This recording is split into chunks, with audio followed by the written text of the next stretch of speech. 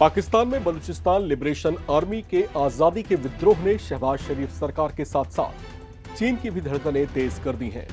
पाकिस्तानी सेना के साथ बीएलए के लड़ाके आमने सामने की जंग लड़ने को आमादा दिख रहे हैं। नमस्कार, मैं हूं राम विश्वकर्मा, आप देख रहे हैं राम की रिपोर्ट। पाक आर्मी को ललकारते हुए बलूचिस्तान लिबरेशन आर्मी एक के बाद एक बड़े ऑपरेशंस को अंजाम दे रही है। बलूच लिबरेशन आर्मी ने पहले बलूचिस्तान में जाफर एक्सप्रेस ट्रेन को हाईजैक किया। उसके बाद क्वेटा की ओर जा रहे पाकिस्तानी सेना के काफिले को विस्फोटकों से उड़ा दिया। अभी पाक आर्मी से निपटने के लिए किसी प्लान पर काम कर ही रही थी कि बीएलए के लड़ाकों ने बलूचिस्तान में ही 8 से 10 सैन्य ठिकानों को निशाना बनाते हुए पाकिस्तानी सेना के कई जवानों को ढेर कर दिया। बलूचिस्तान के बिहड़ों में गोरिल्ला छापामार युद्ध में माहिर बीएलए के लड़ाके पाकिस्तानी सुरक्षा बलों को छका रहे हैं। पाकिस्तानी सेना और बलूचिस्तान लिबरेशन आर्मी के बीच जारी टकराव से हालात अब और ज्यादा गंभीर हो गए हैं। जो टकराव की स्थिति अब तक बीएलए के लड़ाकों और पाक आर्मी के बीच बनती दिख रही थी, वो अब बढ़कर बलूचिस्तान के आम लोगों के बीच तक पहुंच चुकी है। पाकिस्तानी सेना और सरकार की हरकतों ने और क्वेटा में बीवाईसी या बलूचिस्तान यकजहती समिति से जुड़े प्रदर्शनकारियों के खिलाफ हुई गोलीबारी ने समूचे बलूचिस्तान को गुस्से से उबाल दिया है। आपको बताते चलें कि जिस तरह से बीएलए या बलूचिस्तान लिबरेशन आर्मी बलूचिस्तान की आजादी के लिए सशस्त्र अभियान चला रही है, उसी तरह से बीवाईसी या बलूच यकजहती समिति उन कुछ बड़े नेताओं का एकजुट है जो जमीनी स्तर पर बलूचिस्तान की आम जनता के बीच पाकिस्तान से मुक्त होने की मुहिम को बढ़ा रहे हैं। इसके साथ बलूचिस्तान की वो आम जनता जुड़ी हुई है जो आंदोलनों के जरिए आजादी की मांग कर रहे हैं।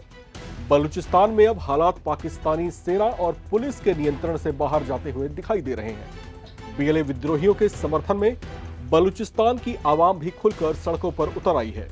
उनके गुस्से का आलम सड़कों पर ऐसा दिखाई दिया कि सब कुछ ठप नजर आया। जगह जगह पर टायर जलाए गए, सड़कों पर जमकर प्रदर्शन और तोड़फोड़ किया गया, जबकि इन हालात से निपटने के लिए पहुंचे पुलिस बलों पर भी हमला किया गया। कई इलाकों में तो पुलिस के जवानों को ही बलूच लोगों के आक्रोश और उनके हमलों को देखते हुए पीछे हटना पड़ा। और ये सब तब देखा जा रहा है जब बलूच नेताओं ने आजाद बलूचिस्तान का नारा देते हुए सभी बलूचिस्तानियों से अपने घरों से बाहर निकलने और पाकिस्तान सरकार के खिलाफ आंदोलन में कूदने का आह्वान किया। इन हालात में बलूचिस्तान के लोगों के गुस्से का आलम क्या है, इस बात का अंदाजा इसी से लगाया जा सकता है कि उन्होंने बलूचिस्तान में ट्रेन हाईजैक की घटना में शामिल रहे अपने मारे गए लड़ाकों के शवों को अस्पताल से उठा लिया और पुलिस को छकाते हुए उनसे मुकाबला करते हुए वहां से उनको ले गए। बलूचिस्तान के लोग उन्हें सम्मानपूर्वक सुपुर्दे खाक करना चाहते थे। बलूचिस्तान की जनता बीएलए के लड़ाकों को आजादी का योद्धा कहती है, जो उन्हें पाकिस्तान के चंगुल से मुक्त कराने के लिए लड़ रहे हैं। अब ऐसा लगता है कि आजाद बलूचिस्तान की मांग करने वाली यहां की जनता आर्या पार के मूड में है। लोगों का यह आक्रोश इस समय यहां की सड़कों, चौराहों, हाईवे पर देखा जा रहा है। जगह जगह हिंसक प्रदर्शन किए जा रहे हैं। पाकिस्तानी सेना के वाहनों, उनकी चौकियों तक को निशाना बनाया जा रहा है। और तो और बलूचिस्तान के बाजारों में व्यापार करने वाले ऐसे पंजाबी मूल के लोगों की दुकानों और घरों को भी निशाना बनाया जा रहा है जो बाहर से आकर वहां पर अपना कारोबार चला रहे हैं। ऐसे हालात को देखते हुए पाक सुरक्षा बलों ने सख्ती दिखाते हुए ऐसे आंदोलनकारियों पर कई जगहों पर फायरिंग भी की है, जिसमें कई बलूच लोगों के मारे जाने की खबरें हैं। जबकि बलूचिस्तान के सबसे बड़े नेता के तौर पर चर्चित डॉक्टर महरंग बलूच समेत बलूच सॉलिडेरिटी कमेटी के 17 नेताओं और कार्यकर्ताओं को भी नजरबंद कर दिया गया है। बताया जा रहा है कि पाकिस्तानी सेना ने इन सभी को किसी अज्ञात जगह पर बंदी बना रखा है। हालांकि सूत्रों के हवाले से जो बातें निकल कर आई हैं, उसके मुताबिक इन्हें क्वेटा जेल में किसी बैरक में रखा गया है। पाक सेना की ऐसी हरकत पर बलूचों का गुस्सा और उफान पर है। डॉक्टर महरंग बलूच के बारे में आपको थोड़ा सा यहां पर बताते चलें। महरंग बलूच बलूचिस्तान की बेहद पॉपुलर ह्यूमन राइट एक्टिविस्ट हैं, जिनको 2025 के नोबेल शांति पुरस्कार के लिए नॉमिनेट भी किया गया है।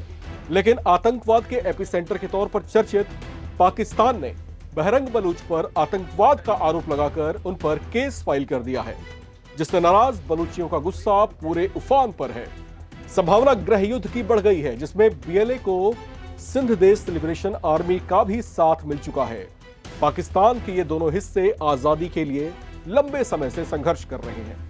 अब तक बलूचिस्तान लिबरेशन आर्मी के ऑपरेशन कितने कामयाब रहे, इस बारे में कोई पुख्ता जानकारी नहीं थी, लेकिन पाकिस्तान के सीनेट मेंबर मौलाना फजलुर रहमान ने सदन को संबोधित करते हुए कहा कि बलूचिस्तान के 6 से 7 जिले पूरी तरह से चरमपंथियों के कब्जे में आ गए हैं, जहां पर सेना या पुलिस का कोई भी कंट्रोल अब नहीं रह गया है।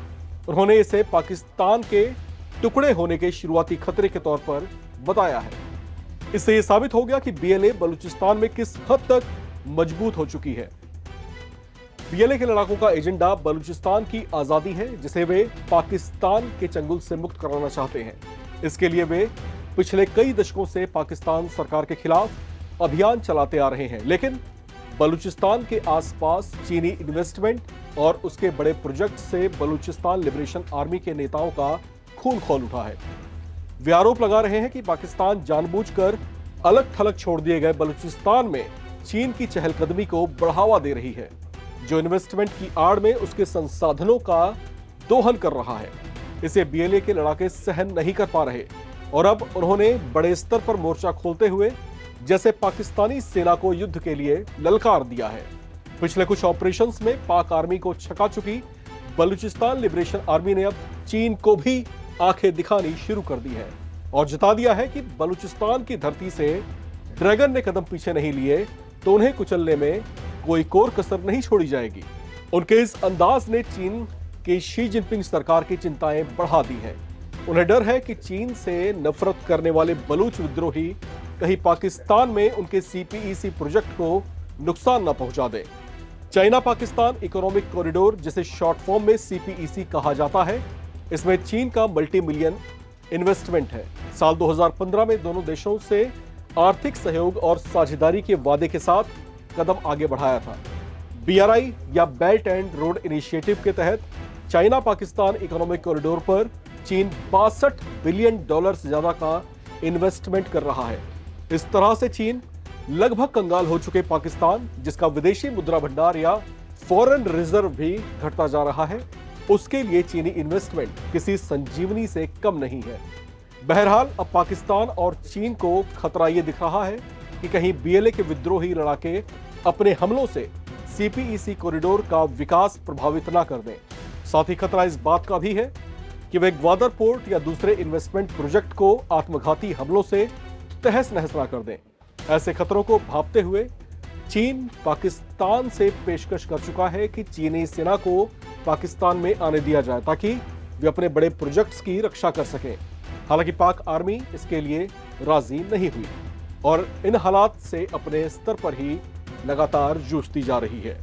लेकिन अब जिस तरह के हालात यहां पर बनते हुए दिखाई दे रहे हैं, क्या इसको गृह युद्ध का शुरुआती चरण माना जाए? क्योंकि जिस तरीके से बलूचिस्तान लिबरेशन आर्मी और जिस तरीके से सिंध देश लिबरेशन आर्मी अपनी अपनी मुहिम को आगे बढ़ा रहे हैं और पिछले कुछ हफ्तों में जिस तरीके से इनके जो ऑपरेशंस हैं उसे जैसे उन्होंने तेज कर दिया, उससे क्या ये संकेत मिलना शुरू हो चुका है? और क्या पाकिस्तानी सीनेट ये आभास कर चुकी है कि अब देश में बड़ा गृह युद्ध छिड़ सकता है? अगर ऐसी कोई संभावना प्रकट होती है, अगर ऐसा कोई खतरा सिर उठाता है, तो पाकिस्तान की सेना जो इन छिटपुट जो गुरिल्ला छापामार युद्ध हैं बीएलए के, जब उनसे ही नहीं निपट पा रही, तो बड़े गृह युद्ध या बड़े स्तर के आंदोलनों से वो किस तरीके से निजात पाएगी? यहां पर यह बड़ा सवाल बना है। और पाकिस्तान सेना जिस तरीके से खुद को बार बार हर ऑपरेशन में असक्षम दिखा दे रही है, ये बातें जो है पाकिस्तान चीन के लिए भी कहीं ना कहीं चिंताओं को बढ़ाने वाली है, क्योंकि चीनी इन्वेस्टमेंट है पाकिस्तान में और पाकिस्तान की सेना उतनी सक्षम नहीं दिखाई दे रही बीएलए के लड़ाकों के सामने। तो ऐसे में पाकिस्तान का भविष्य और चीन पाकिस्तान दोस्ती का भविष्य क्या रहने वाला है, इस पर फिलहाल संशय के बादल लगातार मंडरा रहे हैं। राम की रिपोर्ट में आज फिलहाल इतना ही। बाकी तमाम अपडेट्स के लिए आप लगातार बने रहें और देखते रहें एनबीटी ऑनलाइन।